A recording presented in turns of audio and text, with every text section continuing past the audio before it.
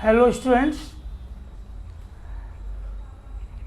Now in voice it is in continuation. ये लगातार ये टॉपिक कई दिनों से चल रहा है. अंग्रेजी एक सिस्टम है. भाषा के साथ साथ यह एक संस्कृति है.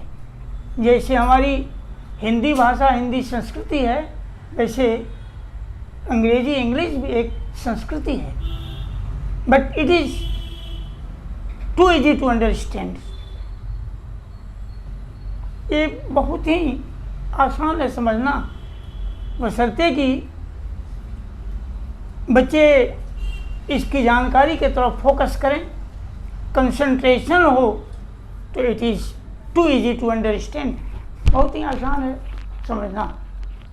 फिर भी शिक्षण कार्य में लगे हुए हमारे जो शिक्षक बंधु हैं, उनके टेक्निक डिमोन्स्ट्रेशन का थ्योरम जो है उस पर भी डिपेंड करता है. चलते हैं हम लोग. ये वॉइस का ये थर्ड पार्ट है. First part assertive negative, second part हम लोगों ने देखा इंट्रोगेटिव, थर्ड पार्ट है इम्परेटिव सेंटेंस. टू इम्परेट सबसे इम्परेटिव सेंटेंस बना है. टू इम्परेट का मतलब होता है ऑर्डर या रिक्वेस्ट, आदेश देना या आज्ञा देना, सजेस्ट करना, एडवाइस देना. ये सब चीज़ें इम्परेटिव सेंटेंस में आती हैं.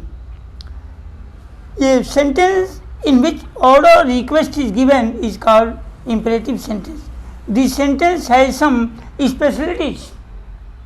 अब अन्य जो वाक्य होते हैं, एसर्टिव है, अफर्मेटिव नेगेटिव है, इंट्रोगेटिव है, ऑप्टेटिव है, एम्फेटिक है, सब सेंटेंस जो है उसमें ये अलग तरह का सेंटेंस है. इसकी बनावट, कंस्ट्रक्शन, इसका theory of removal sentence from active to passive, और इसके बाद हम लोग जब ट्रांसफॉर्मेशन के सेकंड चैप्टर में चलेंगे, narration to narrate the sentence, उसमें भी इम्परेटिव का नियम कुछ अलग होता है. अब इसमें 5-6 इसकी विशेषताएं हैं इस सेंटेंस की, specialities. Number 1, it has no subject in this sentence. Subject you especially, listen, subject you is especially hidden inside the sentence, but not comes out in the sentence. You cannot see it, you cannot feel it by your naked eyes or naked observations. इसमें सिर्फ main verb का first form और object ये आता है. Subject you इसके अंदर छुपा हुआ रहता है, हिडन है, अंडरस्टूड है. Second speciality, it has no interrogation. In imperative sentence it does not contain interrogation. इसमें इंट्रोगेशन नहीं होता है. निगेटिव होता है, इंट्रोगेटिव नहीं होता है. Construction is out of the rule of tense. इसकी बनावट टेंस के नियमों से अलग है. इस तरह के सेंटेंस को अगर टेंस के नियम से आप बनाने लगेंगे तो गलत हो जाएगा, बनेगा ही नहीं. It can be spoken in present tense only. Only in present tense you can speak, write or read. And the last speciality of the sentence is the sentence contains order and request. इस sentence में order और request, suggestion, advice, ये सब चीज़ें दी जाती हैं. जैसे आप किसी को आदेश देते हैं, ये रिक्वेस्ट करते हैं, इस तरह का सेंटेंस इम्परेटिव सेंटेंस माना जाता है. Construction of the sentence is MV1 and object. Only first form of main verb with object. And I have already told that subject you is hidden inside the sentence. It contains only first person and second person. ये sentence imperative sentence first person और second person को ही touch करता है, third person इसमें आता ही नहीं है।